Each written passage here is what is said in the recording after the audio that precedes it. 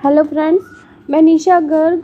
Friends, हमने जो शिवाजी जो टॉपिक शुरू किया था इंडियन हिस्ट्री में, मित्रों शिवाजी के टॉपिक में हम शिवाजी के बारे में पूरी जानकारी प्राप्त कर चुके थे। शिवाजी के राज्याभिषेक के बारे में, उनके जन्म के बारे में और उनके माता पिता के बारे में जो भी जानकारियाँ थी उन सब के बारे में हम लगभग जान चुके थे। लेकिन मित्रों, अभी भी शिवाजी के कुछ अभियान जो बाकी हैं उनमें उनका लास्ट जो उनके जीवन का जो अंतिम अभियान है कर्नाटक अभियान, उसके बारे में अभी जानना बाकी है। लेकिन मित्रों, कर्नाटक अभियान के बारे में बताने से पहले मेरी आपसे रिक्वेस्ट रहेगी कि मेरे चैनल को लाइक, सब्सक्राइब और शेयर ज़रूर करें। मित्रों, कर्नाटक अभियान जो है शिवाजी का, ये इन्होंने किया था 1676 से लेकर 1678 ईस्वी तक इनका ये कर्नाटक का अभियान जो हुआ था। मित्रों, ये शिवाजी का अंतिम अभियान था। 1677 में इस अभियान के दौरान शिवाजी ने येलबर्गा, मित्रों ये येलबर्गा जो दुर्ग है वो कर्नाटक में है और इस दुर्ग पर इन्होंने अधिकार किया, जो कि एक मुग़ल सूबेदार जिसका नाम था हुसैन खां, इसके नियंत्रण में था। हुसैन खां के नियंत्रण में येलबर्गा दुर्ग जो था वो था। हुसैन खां को इन्होंने हराकर और इस दुर्ग पर शिवाजी ने हुसैन खां को हरा दिया और इसके जो दुर्ग था उससे येलबर्गा का दुर्ग और छीन लिया। 1678 में मित्रों शिवाजी ने जिंजी पर अधिकार किया। 1678 में जिंजी जो था वो भी कर्नाटक में पड़ता था और यहाँ का जो शासक था मित्रों, यहाँ का जो नियंत्रण था वो अब्दुल्ला हबसी के नियंत्रण में था। अब्दुल्ला हबसी के पास जिंजी का जो नियंत्रण था वो था। और जो विजय थी इस युद्ध में 1678 में जिंजी का जो युद्ध हुआ, ये अब्दुल्ला जिंजी के किलेदार थे। कौन? जिंजी के अब्दुल्ला हबसी।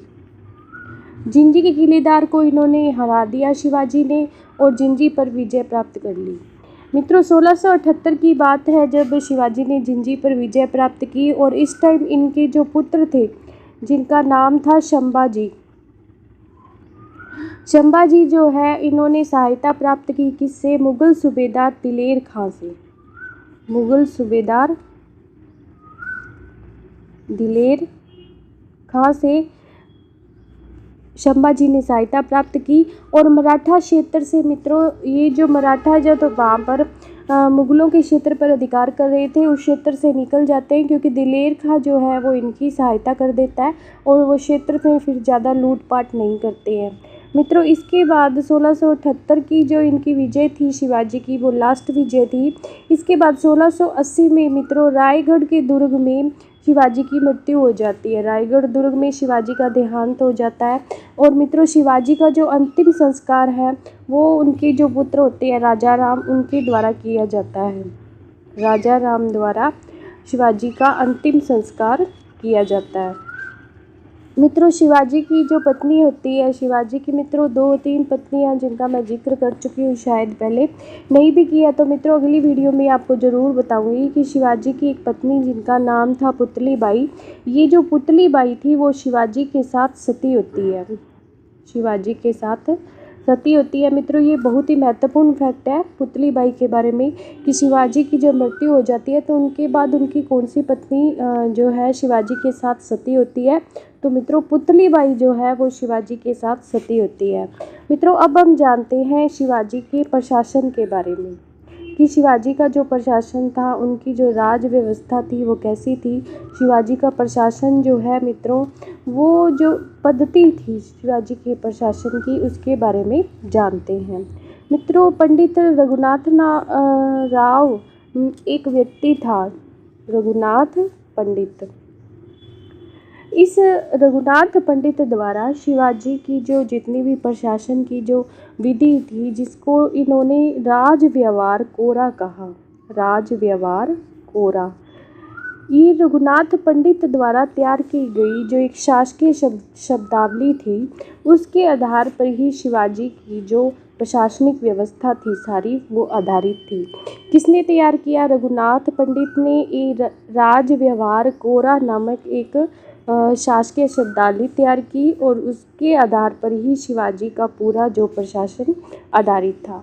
मित्रों, शिवाजी की राजत्व का जो आदर्श था वो हिंदू सिद्धांत पर आधारित था, प्राचीन हिंदू सिद्धांत। और प्राचीन हिंदू सिद्धांत में क्या होता है मित्रों, की न्याय की, सैनिक की, सेना के जो भी अधिकार होते हैं वो छत्रपति के पास थे। यानी कि शिवाजी ने जो छत्रपति की उपाधि धारण की थी राज्याभिषेक के टाइम, इसमें क्या था कि प्राचीन अगर हम हिंदू पत्ती देखें तो राजा जो है वो सर्वोसर्वा होता था प्राचीन हिंदू पत्ती में। राजा के पास समस्त शासन के अधिकार होते थे, जैसे न्याय करने में भी राजा सर्वे सर्वा था। और मित्रों, सेना का जो प्रधान जो होता था वो भी, सैनिक जो सारी भी शक्तियाँ थी वो किसमें निहित थी, प्राचीन हिंदू पत्ती में, वो थी राजा में निहित थी। तो मित्रों, ये जो न्याय प्रशासन है और सैनिक शक्तियाँ हैं और भी जो राज्य के महत्वपूर्ण जो कार्य हैं उनका सर्वे सर्वा कौन था, राजा था। यानी कि यहाँ पर शिवाजी द्वारा ये पत्ती, प्राचीन हिंदू पत्ती अपनाई गई। और जो शिवाजी थे उनके हाथ में ही न्याय या शासन संबंधी समस्त जो सर्वोच्च पावर थी शिवाजी में थी। शिवाजी में ही ये समस्त पावर जो थी न्याय और प्रशासन की, वो शिवाजी में पूरी तरह से समाई हुई थी, शिवाजी के प्रशासन के अंतर्गत। मित्रों, शिवाजी का जो साम्राज्य था वो दो भागों में विभाजित था। एक तो था स्वराज, जिसको वो उनका खुद का जो क्षेत्र था जिस पर उनका शासन था, इन्होंने किसी से जीता नहीं था, खुद को इन्होंने जो इनको विरासत में मिला था उसे स्वराज कहा गया। और एक दूसरी भाषा में मित्रों इसको मुल्क ए कादिम भी कहा गया, मुल्क ए कादिम। मित्रों, एक जो स्वराज जो जिसमें इनका मतलब खुद का क्षेत्र था इनका, और दूसरा जो था वो था मुगलों से जीते हुए प्रदेश, मुगलों से जीते हुए प्रदेश। मित्रों, मुगलों से जो जीते हुए प्रदेश थे, यहाँ से शिवाजी क्या करते थे, चौथ वसूल करते थे। और ज़रूरत पड़ने पर जब कभी, जैसे 1665 में इनकी संधि हो जाती है, शिवाजी की पुरंदर की संधि भाई मिर्जा राजा जय सिंह के साथ, तो उस वक्त क्या होता है कि ये चौथ वसूलने के जो अधिकार है उसको कई क्षेत्रों से छोड़ भी देते हैं। तो ये जो क्षेत्र था ये स्थायी रूप से इनके साम्राज्य में शामिल नहीं था, इन क्षेत्रों को कई बार इन्हें छोड़ना भी पड़ता था जिस क्षेत्र से चौथ वसूली जाती थी। मित्रों, अब हम जानते हैं शिवाजी के प्रशासन में अष्टप्रधान की क्या भूमिका थी। मित्रों, ये अष्टप्रधान जो थी वो शिवाजी के प्रशासन का मुख्य हिस्सा थी, क्योंकि ये अष्टप्रधान एक मंत्री परिषद की तरह, आज की आधुनिक जो मंत्री परिषद है मित्रों, मंत्री परिषद कह लीजिए, इसको कैबिनेट कह लीजिए, तो ये जो अष्टप्रधान है वो आधुनिक मंत्री परिषद या कैबिनेट की तरह से होती थी। और यही जो थी वो छत्रपति या शिवाजी को प्रशासन में सहायता देती थी। मित्रों, इस अष्टप्रधान का प्रत्येक मंत्री, इसमें मित्रों कुल 8 मंत्री थे और जो पूरी तरह राजा के प्रति उत्तरदायी थे। और प्रत्येक जो मंत्री है वो अपने अपने विभाग का प्रमुख होता था, अपने विभाग का प्रमुख होता था। मित्रों, इन मंत्रियों की जो नियुक्ति है वो खुद राजा यानी कि शिवाजी द्वारा की जाती थी। ये जो अष्टप्रधान के जो मंत्री होते थे इनकी नियुक्ति शिवाजी द्वारा की जाती थी। मित्रों, ये मंत्री अपने कार्यों के प्रति उत्तरदायी थे। मित्रों, शिवाजी ने इन्हें किसी भी प्रकार के विशेष अधिकार नहीं दिए थे। शिवाजी इनके पद को अनुवांशिक भी नहीं बनाया था। ये जो मंत्रियों के पद थे इनके पदों को अनुवांशिक भी नहीं बनाया गया था शिवाजी द्वारा। ये क्या है, अपने कार्यों के लिए पूर्णतः स्वयं उत्तरदायी थे।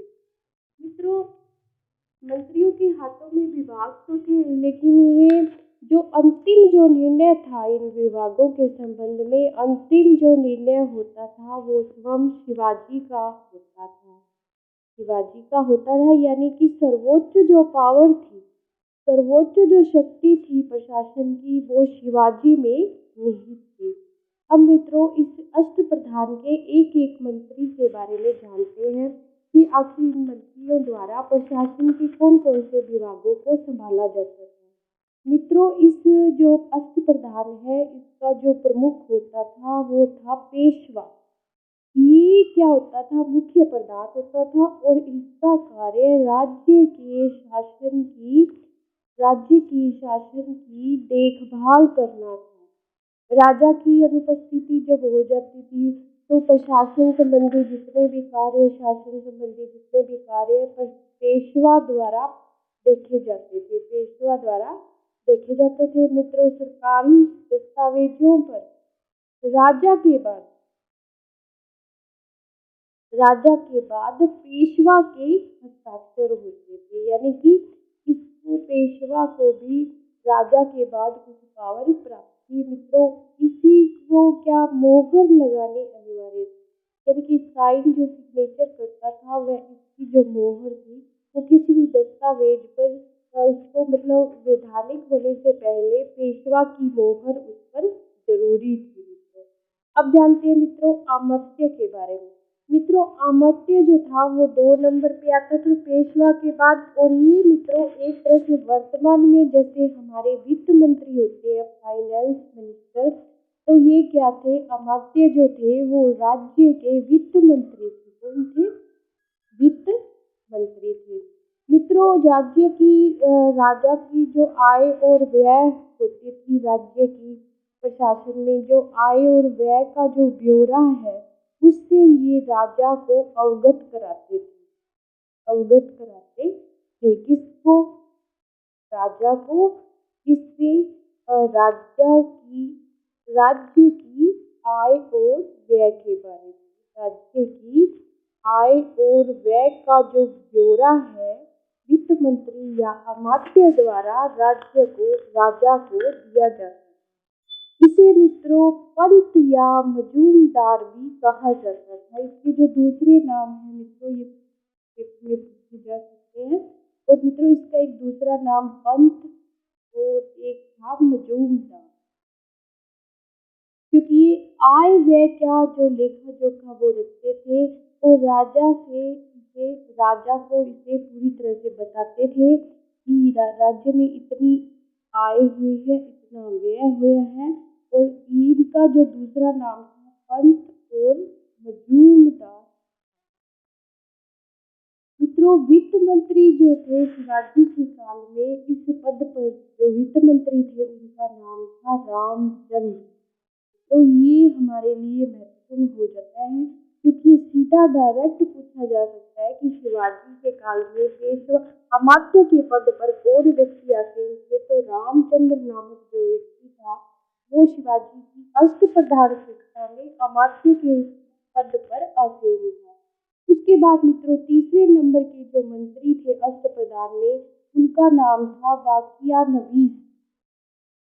मित्रों जैसे कि नाम से ही पता चलता है, मित्रों वाकिया मतलब कोई बात को या कोई दृश्य को, नवीस यानी किसी भी दृश्य को, किसी भी वाक्य को अच्छी तरह देखकर उसको लिपिबद्ध करने वाला जो व्यक्ति होता था उसको वाकिया नवीस कहा जाता था। ये मित्रों क्या था, एक तरह से दरबारी लेखक शिवाजी के काल में दरबारी लेखक के रूप में था। दरबारी लेखक के रूप में कैसे? मित्रों दरबार की जो दैनिक कार्यों को लिपिबद्ध करने का जो काम है वो वाकिया नवीस द्वारा किया जाता था। और राज्य की जो सुरक्षा व्यवस्था है, राज्य की सुरक्षा व्यवस्था, गुप्तचर व्यवस्था आदि की जो सूचना है, गुप्तचर व्यवस्था आदि कार्य की जो सूचना है वो ये राजा तक पहुंचाते थे। और जो भी ये गुप्तचर संबंधी कार्य, राज्य की सुरक्षा संबंधी जो कार्य होते थे मित्रों वो इस वाकिया नवीस के अधीन होते थे, इसी के अधीन होते थे। मित्रों इसकी तुलना जो है हम वर्तमान में जो हमारा गृह मंत्री होता है उससे हम कर सकते हैं। हमारे जो वर्तमान में जो गृह मंत्रालय है वो राज्य की सुरक्षा और शांति की व्यवस्था करता है, राज्य में हमारे जो सिक्योरिटी स्टाफ है उसको तैनात करता है। तो उस टाइम में जो ये गृह मंत्री का जो कार्य था शिवाजी के अष्टप्रधान में, वो किसका था मित्रों? वो था वाकिया नवीस का, क्योंकि ये राज्य में होने वाली सभी महत्वपूर्ण घटनाओं का ब्यौरा रखता है। उसके बाद मित्रों जानते हैं सुमंत। मित्रों ये चौथे नंबर के मंत्री थे, सुमंत या दबीर भी इनको कहा जाता था। मित्रों ये एक तरह से राज्य के विदेश मंत्री थे।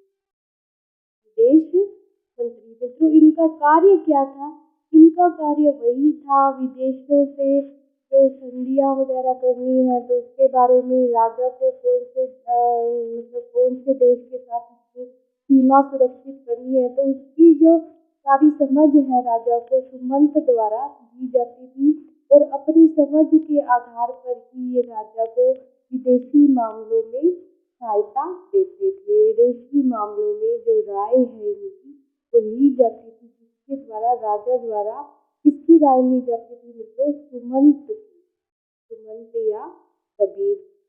मित्रों इसके बाद जानते हैं सचिव। मित्रों ये सचिव वर्तमान में ऐसा पद है जो हमारे लिए प्रशासन में काफी महत्व रखता है। प्रशासन का जो सबसे नजदीक से देखने वाला जो व्यक्ति होता है प्रशासन को, या प्रशासनिक जो ढांचा जो पूरी तरह तय करने वाला, प्रशासन की जितनी भी नीतियां या योजनाएं बनाने वाला जो व्यक्ति होता है वो मित्रों सचिव होता है। मित्रों सचिव जो है उसके बारे में शिवाजी की अष्टप्रधान में जो कहा गया है उसके बारे में जानते हैं। मित्रों इसको चिटनीस भी कहा जाता है। शिवाजी की जो सचिव थे अष्टप्रधान में, इसको चिटनीस या चूरोनवीस भी कहा जाता है। चूरोनवीस यह मित्रों पत्राचार विभाग से संबंधित था, यानी कि इसको जो प्रशासनिक जो जितने भी पत्राचार होते थे उन सबका जो कार्य था वो कौन करता था? सचिव करता था। यह एक प्रशासनिक अधिकारी मतलब पत्राचार विभाग से संबंधित अधिकारी होता था और इसका मुख्य कार्य मित्रों आज भी सचिव का जो मुख्य कार्य है वो दस्तावेजों को तैयार करना है। सरकारी नीतियाँ जो है वो जितनी भी है सरकार के जो नियम कानून है वो सचिव की जो मेज है उसके रखे कागजों से ही शुरुआत होती है वहीं से। इसलिए मित्रों सचिव जो है एक महत्वपूर्ण पद था कल भी और आज। मित्रों आज हम जानते हैं सरे नौबत के बारे में, जो शिवाजी की अष्टप्रधान में छठे नंबर के अधिकारी मंत्री थे सरे नौबत। मित्रों इनका जो प्रमुख कार्य था वो था सेना की भर्ती करना, सेना की भर्ती करना और सेना को रसद की व्यवस्था करना। ये जो था इनका प्रमुख कार्य था सरे नौबत। ये महत्वपूर्ण है मित्रों, काफी इम्पोर्टेंट है कि शिवाजी में सेना की देखरेख, सेना की भर्ती करने वाला जो व्यक्ति था वो कौन था? तो वो था सरे नौबत। अब मित्रों जानते हैं शिवाजी के जो 7वें नंबर के मंत्री थे उनका नाम था न्यायाधीश। जैसा कि नाम से ही पता है मित्रों न्यायाधीश का कार्य न्याय करना होता है और ये राजा के बाद जो है सबसे बड़ा न्यायाधीश कौन होता था? राज्य में राजा ही होता था। लेकिन राजा के बाद जो है वो न्याय करने का जो कार्य है वो किसके द्वारा किया जाता था? न्यायाधीश के द्वारा किया जाता था। राजा के बाद न्याय का सर्वोच्च व्यक्ति था। ये मित्रों दीवानी, फौजदारी और सभी प्रकार के जो न्याय है वो हिंदू कानून के आधार पर करता था। मित्रों पहले शुरू में मैंने बताया आपको कि जो शिवाजी का प्रशासन है उसमें प्राचीन हिंदू पद्धति को अपनाया गया, तो न्याय जो था वो भी प्राचीन हिंदू पद्धति के आधार पर किया जाता था। धन्यवाद मित्रों। आगे जो एक मंत्री या एक विभाग रह गया अगले वीडियो में देखेंगे। Please like, subscribe and share this video.